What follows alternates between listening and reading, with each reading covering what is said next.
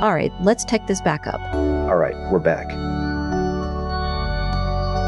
We've been talking about the pressure to be perfect, that exhausting drive to optimize every second of our lives. But today, we're looking at the alternative. The unbecoming.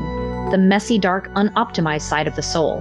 The side that doesn't care about your 5-year plan or your morning routine. Exactly. We're diving into the Book of Lilith by Black Koltuv. And we're starting with some heavy lifting, literally.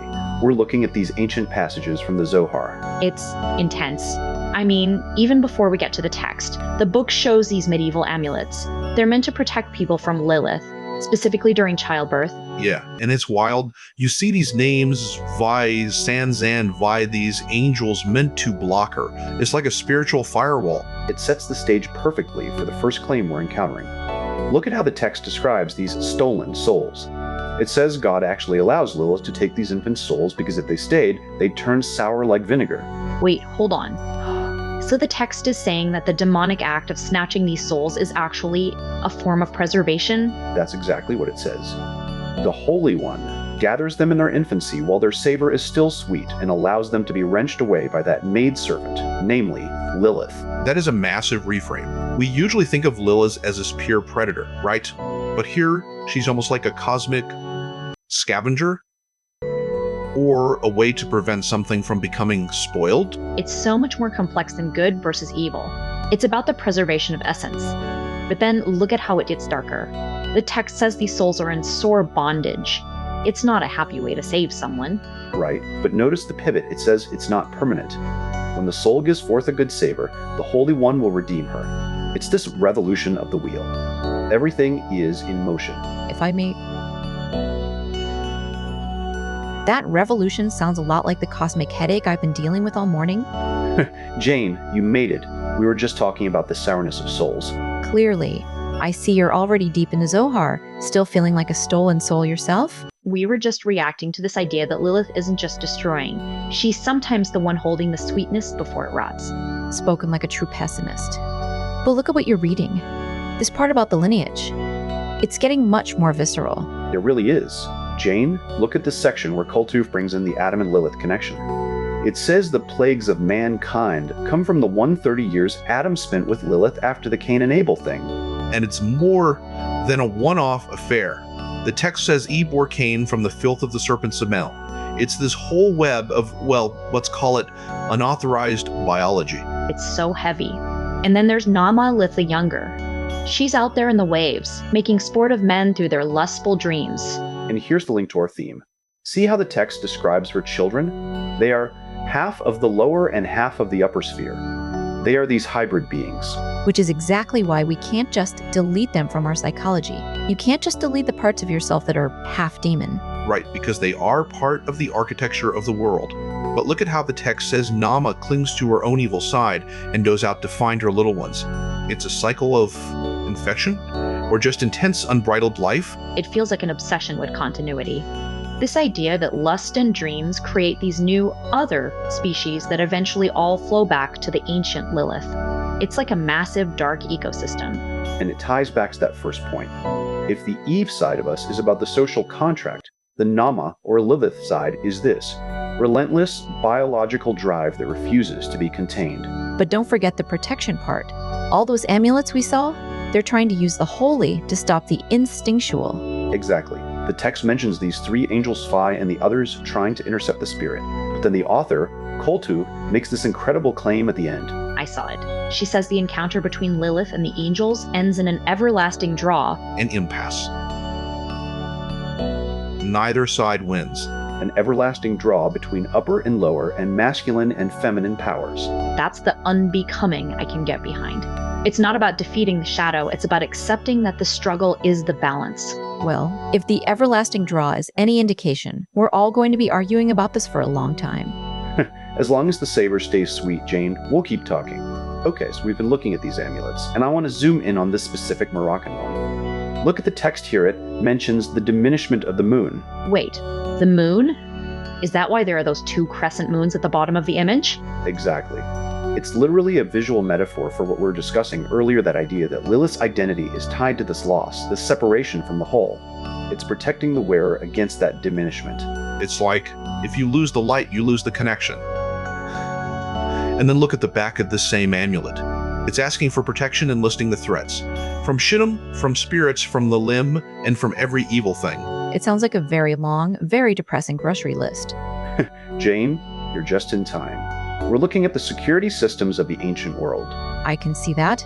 Amulets, magic circles, it's a lot of effort just to avoid a night terror. But Shane, look at this. This is what I was telling Seth earlier. It's more than metal amulets. Look at figure 33. For women who couldn't afford silver, they used chalk. They draw magic circles on the floor of the birthing room. Wait, they literally drew the names of Adam, Eve, and Lilith on the floor? They did. And get this. They believed that if you gradually made the words smaller in your incantation, the evil spirit would be eased out. So, you shrink the name until the demon gets too small to exist? That's actually strangely clever. A psychological way of fading out the intensity. But it's more than just making her smaller. Look at the names they used in the circle. They're using the same angels we talked about, Sanbai, Sanbai Bet. They're also including the 14-letter name. It's this massive, crowded ritual space. It's like a spiritual crowded room. I mean, if I'm a demon, I'm looking at that floor and thinking, there's zero room for me to move in here. But then, look at the next part. The text shifts from these ritual objects to a story, a real narrative. It's the prophet Elijah. He encounters Lilith and her foul gang on the road. Let me guess. He tries to kick them out? He does, he says, "Away, foul creature," and threatens to turn her into dumb stone. And what does she do? Does she just vanish? No, this is the part that ties back to everything. She negotiates. She says, not that. She agrees to stop attacking women and children, but in exchange, she demands that whenever men recite her names or see them written, her power shall remain. So the very act of remembering her, the very act of us talking about her right now, is how she stays in the game? Exactly. She uses the ritual itself to ensure her survival. She's saying, you can't banish me as long as you acknowledge me. That's actually terrifying and kind of brilliant. So they aren't just random sounds, they are descriptions of her nature. Right, and she makes this massive claim, Lilith cannot be banished by divine power. She can only be held at bay through full and conscious knowledge. So the unbecoming isn't about winning the war. It's about knowing the enemy well enough to negotiate a truce. Which is exactly what we're doing. We're negotiating with the podcast. Anyway, let's look at the physical side of this. Koltuv brings in some really visceral stuff here. She mentions an old Babylonian trick, placing a needle near a lamp wick or wheat in the room to protect a woman in labor. And she connects this to the idea of spinning and weaving. Like, the tools of domesticity, the needle, the wheat are actually tools of psychological protection. It's like using the Eve tools to manage the Lilith energy. But then, it gets really personal, and a bit wild. She tells this story of a pregnant woman who is overcome by intense sexual desire. She dreams of a wildly beautiful woman making love to her, and when she wakes up, the contractions of the orgasm become her actual labor pains. Wow. Okay, that is incredibly powerful. It's like the boundary between the dream, the body, and the physical reality just dissolves. It's not a very sanitized version of childbirth, I'll give you that. And she's not alone in this. Koltuv shares a story about a colleague who, while writing about her goddess, had to literally lie on her office floor and, well, find release before she could continue her work. I mean, I get it. Sometimes the muse is a lot more biological than we like to admit. It's all part of that unbridled energy we were talking about. The Lilith side. Which leads us to the final heavy hitter of this section. The distinction between the Shekhina and Lilith. This is the split we've been hunting for. Look at this passage from the Zohar. It says the king God dismissed the Shekhina and put the handmaid Lilith in her place. Oh man. So they're two sides of the same coin? Exactly. They are both aspects of the feminine self. The Shekhina is the indwelling side, the one tied to the divine. But Lilith, she is the uncovering, the unchastity. The unclean version of the same truth. And the text says both are motherless forms. They both arose because of the patriarchy as the rejected, neglected pieces of the great goddess. One is the holy remnant, the other is the shadow exile. It's so heavy. They are both hungry and weary in the wilderness.